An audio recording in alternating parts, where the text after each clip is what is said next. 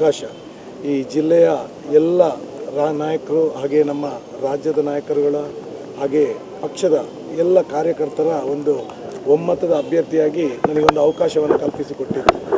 ಆ ಪ್ರಕಾರ ಇವತ್ತು ಚುನಾವಣೆ ಅನ್ನುವಂಥದ್ದು ಪ್ರಜಾಪ್ರಭುತ್ವದ ಹಬ್ಬ. ಚುನಾವಣೆ ಘೋಷಣೆ ಆಗಿದೆ. ಏಪ್ರಿಲ್ 26ನೇ ತಾರೀಕಿಗೆ ಚುನಾವಣೆ ನಡೀಲಿಕ್ಕಿದೆ.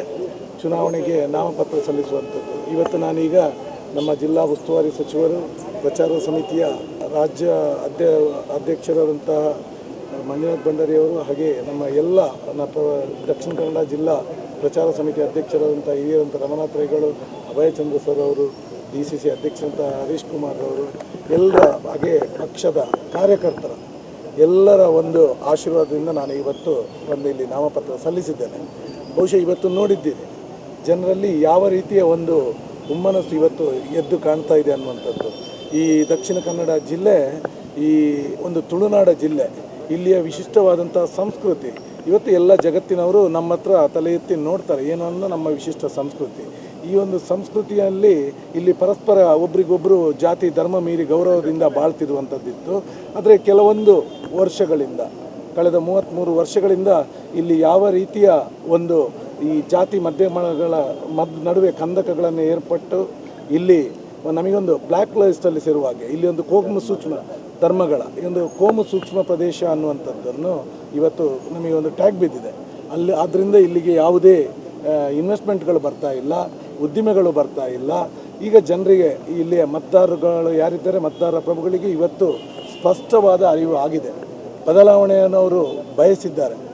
ಇವತ್ತು ನಮ್ಮ ಕಾರ್ಯಕರ್ತರಲ್ಲಿರುವಂಥ ಒಂದು ಸ್ಫೂರ್ತಿ ಅವರ ನಾನು ನೋಡಿದ್ದೀರಿ ಯಾವ ರೀತಿಯಲ್ಲಿ ಅವರು ಲವಲವಿಕೆಯಿಂದ ಇದ್ದರು ಅಂತ.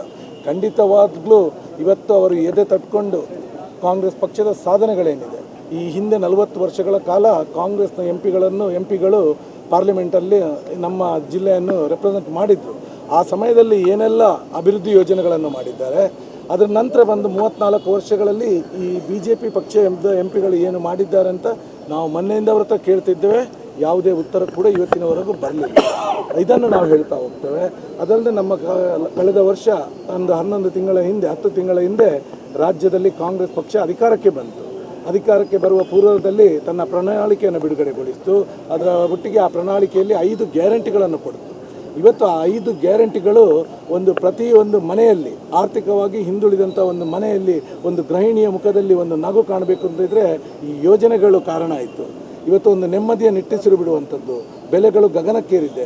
ಇದನ್ನೆಲ್ಲ ನಿಭಾಯಿಸಲಿಕ್ಕೆ, ಅವರ ಮಕ್ಕಳಿಗೆ ಒಳ್ಳೆಯ ವಿದ್ಯೆ ಕೊಡಲಿಕ್ಕೆ ಅಥವಾ ಏನಾದರೂ ಅನಾರೋಗ್ಯಕ್ಕೆ ತುತ್ತಾದಾಗ ಅದನ್ನು ನಿಭಾಯಿಸುವಂಥ ಶಕ್ತಿ ಆ ಪ್ರತಿಯೊಂದು ಮನೆಯ ಗೃಹಿಣಿಯಲ್ಲಿದೆ.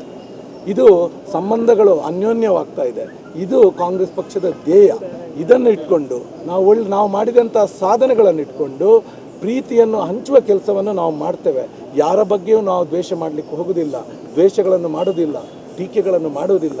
ಏನು ವಿಚಾರಗಳು, ನೈಜ ವಿಚಾರಗಳಿದೆ, ಇದನ್ನು ಜನರ ಮತದಾರರ ಮುಂದೆ ಇಟ್ಕೊಂಡು ನಾವು ಹೋಗ್ತೇವೆ. ನಾವು ಹೋಗ್ತಾ ಇದ್ದೇವೆ. ಜನರುಗಳ ಒಂದು ಸ್ಪಂದನೆ ನಮಗೆ ಸಿಗ್ತಿರೋದು ನೋಡಿದರೆ ಖಂಡಿತವಾಗಲೂ ಈ 33 ವರ್ಷ ಕಾಂಗ್ರೆಸ್ ಪಕ್ಷ ಇಲ್ಲಿ ವಂಚಿತರಾಗಿತ್ತು. ಈ ಬಾರಿ 100ಕ್ಕೆ 100 ಕಾಂಗ್ರೆಸ್ ಪಕ್ಷ ಇಲ್ಲಿ ಗೆದ್ದು ಬರುತ್ತೆ ಅನ್ನುವಂಥ ಮಾತನ್ನು ನಾನು ಹೇಳ್ತಾ ಇದ್ದೇನೆ.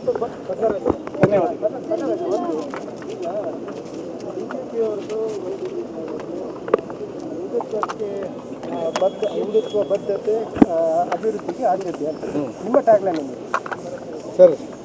ನಮ್ಮದು ಕೋಮು ಸಾಮರಸ್ಯದ ಗತ ವೈಭವ ಏನು ಈ ತುಳುನಾಡ ಜಿಲ್ಲೆಯ ಒಂದು ಇತಿಹಾಸ ಇದೆ, ಅದನ್ನು ಇದಕ್ಕೆ ಪೆಟ್ಟು ಬಿದ್ದೆ ಅದನ್ನು ಮತ್ತೆ ಮರುಸ್ಥಾಪನೆ ಮಾಡುವಂಥದ್ದು.